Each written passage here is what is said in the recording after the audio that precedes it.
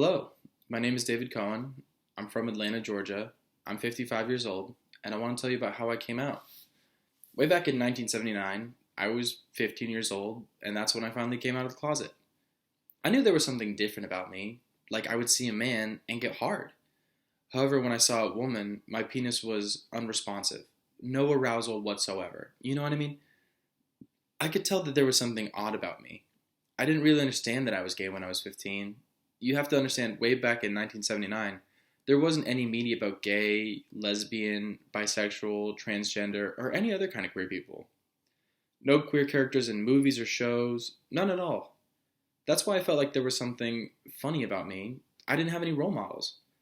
Back in the 70s, being gay was much more secretive.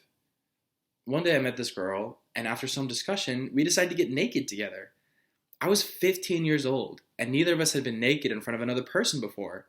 I was curious and excited. We were seated, naked, facing each other. I looked at her and she at me, but as my eyes traveled down, I was unsure what to do. My mind was racing, and I could feel that my penis was still flaccid. Finally, I just asked her, "What do I do with your boobs? Like, rub them, push them, or what? I'm not sure." She looked at me and signed, "Really? You're asking me what to do with my boobs? You're gay." I was in shock. Fuck, I don't know what to do.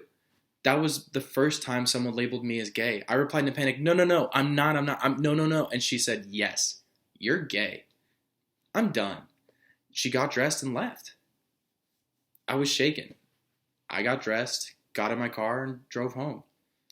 I was so rattled that I cried as I walked up to my house. I was seriously sobbing when I tapped my mom on the shoulder and signed, "Mom, that girl thinks I'm gay." My mom paused for a second and then began to laugh. "Yes, you're gay. Finally, you figured out that you're gay. We knew since you were a little boy, but we kept quiet about it because we preferred you find out for yourself." I looked at her incredulously and asked, "Mom?"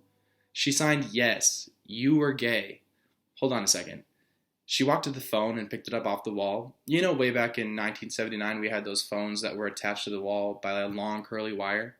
She dialed a number and beckoned me over, so I walked to her. She pointed at the phone and mouthed, "It's your father." Signed, "It's your dad," and proceeded to speak with him on the phone. I was freaking out. My mom called my father to tell him that David finally identified as gay. I was petrified. My mom just kept yucking it up on the phone with my dad as I was paralyzed, unsure what to do. My dad got home and signed, "Hey, congratulations, you finally figured out that you're gay." That's all he said. I asked, "That's it?" He shrugged and signed, "I have friends that are gay, like this person's gay, that friend is gay." As he went on about his gay friends, I slowly started to understand that it was really not a big deal. As time went on, I learned to accept that I was gay, and I started coming out when I was still 15. My parents took me to a gay bar, and I was awestruck. There were so many people. My parents had a lot of friends at the gay bar. Being gay wasn't a big deal to them, and that left an impression on me. When I got into Gallaudet in 1983, I had already come out, but the vibes at school were bad. In 1983, Gallaudet was a little different than the Hearing world. My peers would gossip and throw the word fag around. That was a shock to me, but they could insult me all they wanted. There was no way I was going back in the closet. I consider myself lucky because I had the support of my parents. Their support bolstered my self-worth and gave me very thick skin.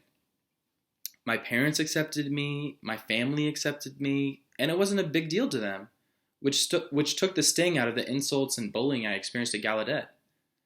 I realized that long ago, before my time, everyone was segregated. Black and white, gay and straight, men and women, all of these groups were separate from each other. Now all of these students are mixed together. They are so lucky. These separations no longer exist. Everyone mingles with each other. I remember it was always a struggle for me.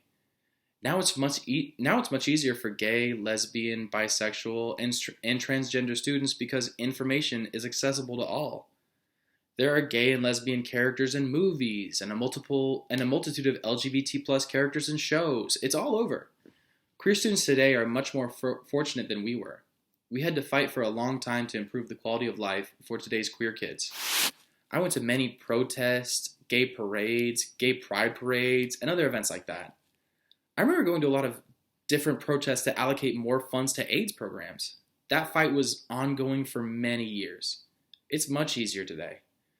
For you deaf people who are thinking about coming out, please understand that it is much easier now than it was for me when I was young. Thank you for watching me.